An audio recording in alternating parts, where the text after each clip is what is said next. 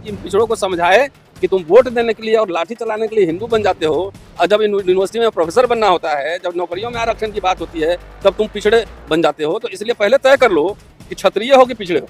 और यही बात दलित समुदाय पे भी लागू कि आप जो चले जाते हो वहाँ से कम्युनल वायलेंस में, मुसलमानों के खिलाफ आपको भड़का देता है, तो तय कर लो कि आप अनुसूचित जाति हो, दलित हो कि हिंदू हो। और हिंदू हो और क्षत्रिय होगा तो रिजर्वेशन छोड़ दो, फिर जाओ हिंदू बन जाओ। फिर तो जब आपके हक हकूक की बात आती है तब तो आप पिछड़े और दलित हो जाते हो, और जब हक हकूक की बात नहीं है, जब वोट लेना है, खाली लाठी चलाना है, तब आप हिंदू हो गए। एजेंडा सेट आरएसएस बीजेपी करेगा।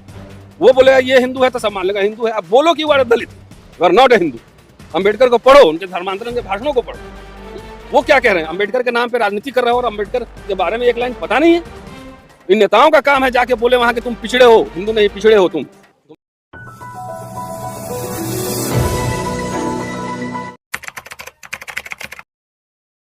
एक जगह भी एक भी दलित सीएम नहीं है। दलित को जरूरत पड़ने पर आप हिंदू ही बना लेते हैं, वोट भी चाहिए। एक भी नॉर्थ इंडिया में एक बड़ा दलित नेता बताइए जिसको कटिंग अक्रॉस रीजन और कास्ट उसको लीडरशिप हो, एक भी नेता नहीं है।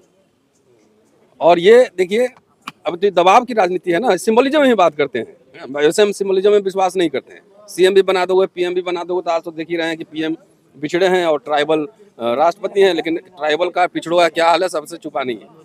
लेकिन सिंबलिज्म भी अगर करना है तो कम से कम एक दलित सीएम तो देश में होना चाहिए कि नहीं होना चाहिए है? तो दलितों का वोट चाहिए, लेकिन दलित सीएम, दलित लीडर नहीं चाहिए। दलित एमएलए एमपी चाहिए, दलित वोट चाहिए, नंबर एक। नंबर दो, मुसलमानों की हालत थोड़ा सा, मैं ईमानदारी से कह देता हूँ, थोड़ा सा ज़्यादा खराब है। और वाकई मुसलमान समुदाय सहमा हुआ है।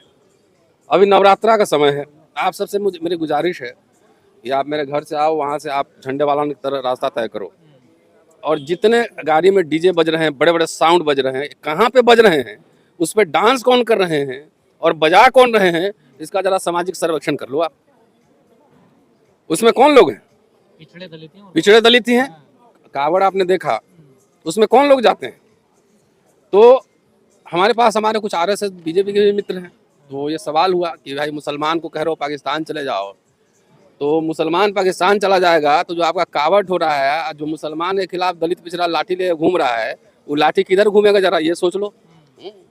तो ये बात तो तय है कि बहुत ही सिस्टमैटिक तरीके से आरएसएस बीजेपी ने पूरे दलित और बैकवर्ड कम्युनिटी का कम्युनलाइजेशन किया है, फिक्टिशियस हिंदू बनाया उसको, और वही इनका जो है ना पूरा रथ ढो रहा है। इसलिए मुसलमानों के लिए एक तरह संकट का समय है। इस समय चाहिए कि जो भी एट्रोसिटीज हो रही है मुसलमानों के ऊपर, कम से कम ऑल पॉलिटिकल पार्टीज, आप वोट तो लेते हैं, उम्मीद करते हैं कि वोट तो फ्री का आएगा, तो कोई भी एट्रोसिटीज होता है उस पर स्टैंड लीजिए और खुल के राष्ट्रीय मंच पर, राष्ट्रीय फलक पर अपनी बात रखिए और बोलिए। सिर्फ सिंबोलिज्म से नहीं चलेगा। बोलते क्यों नहीं, आखिर क्या वजह है? अब तो नेता बताएंगे, हम तो बोल रहे हैं ना, बोले कि नहीं बोले। वोट चाहिए तो मुसलमान कोई पार्टी का प्रेसिडेंट है, क्या वजह, क्यों नहीं बोलना चाहते? एक्चुअली मैंने क्या कहा आपने सुना नहीं, पूरा आरएसएस बीजेपी ने हिंदुआइजेशन कर दिया, फिक्टिशियस कम्युनलाइजेशन कर दिया है।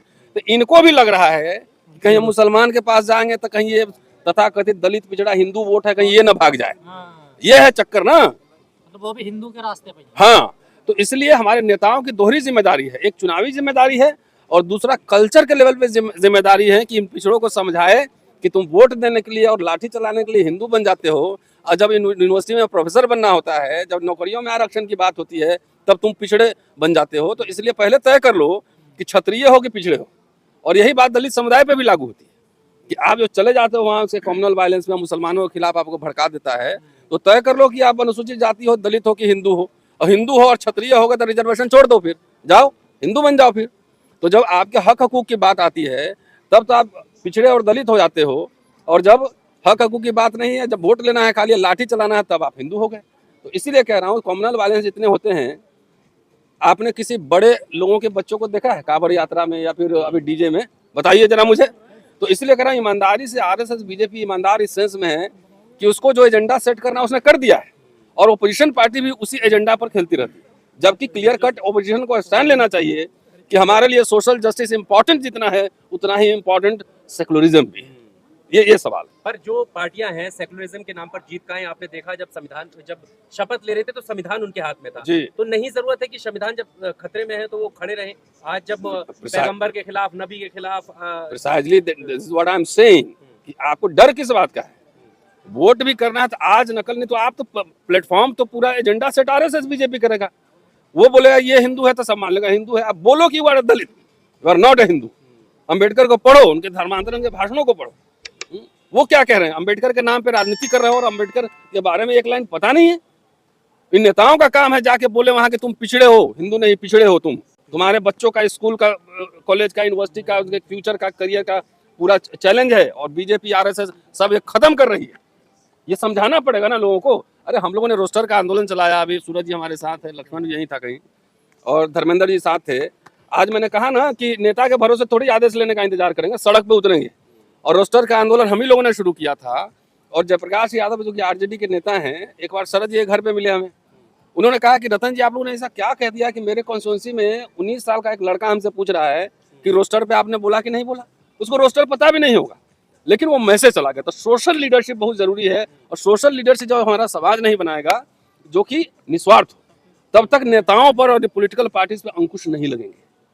सेकुलरिज्म के सवाल उतना ही इंपॉर्टेंट हमारे लिए है, और ये तमाम बड़े नेताओं जो रहे हैं। आप कह रहे हैं कि हम नेताओं के भरोसे नहीं रहेंगे, लेकिन मुस्लिम समाज है वो तो नेताओं के भरोसे, वो तो नहीं, बोल मैं ही खाली नहीं ये नहीं कह रहा हूँ कि नेताओं के भरोसे, आखिर पार्लियामेंट में तो नेता ही उठाएंगे ना। लेकिन हर काम के लिए नेता को ये नहीं करेंगे आप ही के भरोसे, आप जब बोलेंगे तभी हम चाय पियेंगे।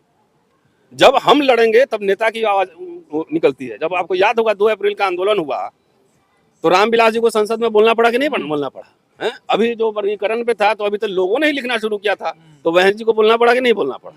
तो जब लोग आवाज उठाते हैं, जब आप जैसे साथी हैं करोड़ों लोगों के पास हमारी आवाज पहुंचाते हैं, जब एजेंडा बनने लगता है तो नेताओं को मजबूर होना पड़ता है कि संसद में भी बोले और संसद के बाहर भी बोले। ये मैं कह रहा हूँ कि खाली छोड़ दें कि नेताजी ही सब करेंगे, हम वोट दे दिया, 5 साल हम भात खा के सोए हुए हैं, तब बात नहीं बनेगी। नेताओं पे प्रेशर लगातार बिल्डअप करना पड़ेगा, और यही बात मुस्लिम समुदाय को भी सोचना पड़ेगा, दलितों को भी सोचना पड़ेगा, पिछड़ों को भी सोचना पड़ेगा। जैसे अभी आपने कहा कि समाज को उतर के आना चाहिए, समाज जागरूक होना चाहिए। जब समाज सामने आता है, उतरता है, तो उसका तो घर फूट जाता है, घर पर बुलडोजर चल जाता है। अगर वो समाज की मतलब जागरूकता नहीं आता है तभी बुलडोजर चल जाता है।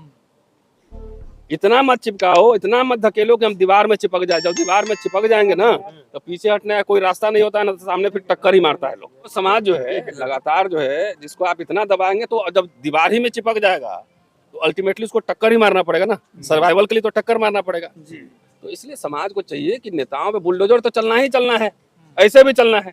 ऐसे कौन अमर होने आए हो? कभी कम से कम इंसान हो तो इंसान होने का जो है ना प्रमाण दो, सबूत दो, है ना। ऐसे भी फांसी पे अमर तो होंगे नहीं। आप क्या लगता है आपके यहाँ बुलडोजर चल रहा है? यहाँ तो कितने दलित पिछड़ों के पूरे करियर पे बुलडोजर चल रहा है कि नहीं चल रहा है? लोग डर रहे हैं, आज भी बोल रहे हैं ना। तो डर के आगे जीत है, निकलो बाहर से, अपने नेताओं से सवाल पूछो, है ना। सवाल पूछोगे तब नेता प्रेशर में आता है, सवाल नहीं पूछोगे तो नेता लोग बहुत मोटी चमड़ी का होता है।